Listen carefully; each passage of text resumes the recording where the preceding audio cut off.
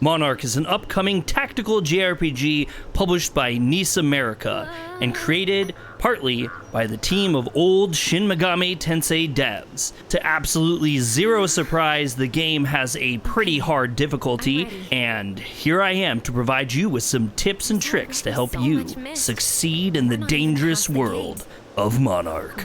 Stopping death calls. When entering new floors or areas for the first time, check to see if there's a new number added to your contacts in your phone. Prioritize calling this number, defeating the stage, or just break the crystal. This is important because if you don't, you'll receive death calls quickly, where NPCs in the dungeon will chase you and rapidly raise your madness. Hit 100%, and you're kicked back to the doctor. Level up earned skills to raise character levels faster. Oftentimes, raising skills are lower spirit costs than buying new ones. Even if you don't use the skills, having higher leveled characters often makes battles easier, as you do a lot more damage. Reading everything and talking to everyone to gain more places to call. In the game, as you explore around, you'll find a number of places that you can investigate and check out, most of which are pieces of paper that will end up in your phone contacts list. By utilizing these as best as you can find more phone numbers to call, which will grant you the ability to travel to different and more powerful areas for grinding, leveling up, and collecting items at no cost. Grinding levels using phone calls. There's no random battles in the game, and so in order to level up, by using your discovered phone numbers, you can access a number of areas, including the Fertile Grounds, which offer the largest amount of spirit bonuses to help in leveling up. Another reason to grind is that you can also net more powerful vassals, which are equipment for your fiends. You can also grind for items this way, which helps out a ton, as items use the same currency as leveling skills do. Collecting shards. Searching around the world, you'll find a number of red and black glowing shards. In order to open these crystals, you must meet certain requirements, but once you do, you'll get permanent bonuses to your characters, which can be really helpful. A lot of times, in order to become more powerful, it's a lot easier to walk back to old areas that you've been to and search for these shards to get free upgrades to your characters.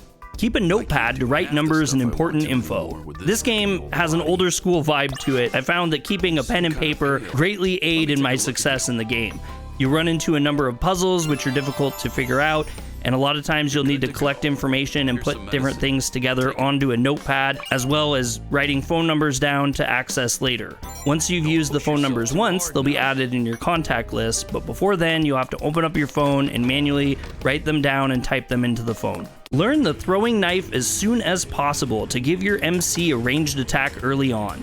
One of the largest benefits I've found to early game is being able to have ranged attacks. Oftentimes your movement won't get you close enough to enemies, and you can waste turns by not being able to hit them at a distance.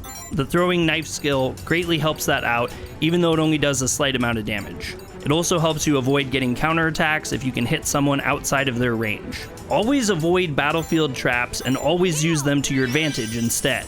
As you play through the game, you'll find a number of traps on the ground. You'll notice them because when you get close to them, a giant purple circle will encompass parts of the screen.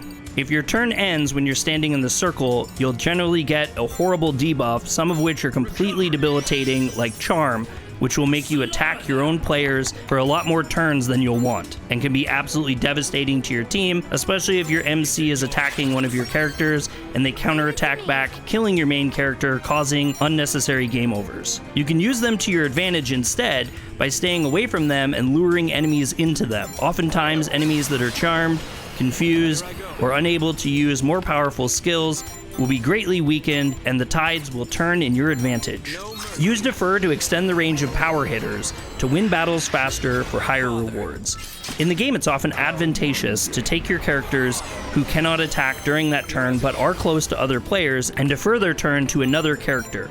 That often gives other more powerful characters farther range in movement and also allows for them to attack again, causing maximum amounts of damage during your turn. Use Wait when it's necessary to heal, but otherwise use Defer to not waste turns.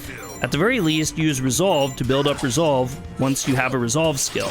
It's kind of pointless up until that point, and wasting turns puts you at a massive disadvantage oftentimes. This may not seem clear immediately, but it very quickly becomes an absolute necessity in the later game battles. Hit enemies from the back as much as possible and avoid being hit from the back as much as possible. By hitting enemies from the back, you not only do an extended amount of damage, likewise by your character getting hit in the back, you also cannot counterattack, and you lose that opportunity to gain important extra damage. Utilize assists as much as possible and avoid them as much as possible. If you're able to, try to get your characters within attacking range of enemies, and by doing so, certain skills will allow for an assist. That means when you attack, any character who's able to assist will also attack a regular standard attack against them as well, oftentimes leading in massive amounts of damage on the enemies. Likewise, if you get surrounded by an enemy and the enemies assist, you can get completely devastated and overwhelmed very quickly in the early game even. When grinding, getting higher grades in battles can often get more fate points, but sometimes it's better to play it safe and get the higher points from the completion of a fight. Grades are gained by scoring high points in a number of categories, but by far and large, the number of turns affects the most. Oftentimes, at lower levels, it's very difficult to get high grades because it takes you more turns than normal to complete the match. So in that case, it makes a lot more sense to just win the battle by any means possible in the safest way possible. These are my tips and tricks for Monark to help you succeed in the game. If you guys like this content, remember to hit a thumbs up, and if you want to see more anime news, reviews, and video game coverage, remember to subscribe to Yokoso Otaku. If you feel that I've missed anything or you have other tips to add, feel free to drop them in the comments below. I'm sure it would help others out greatly, and personally, I'd love to know them myself.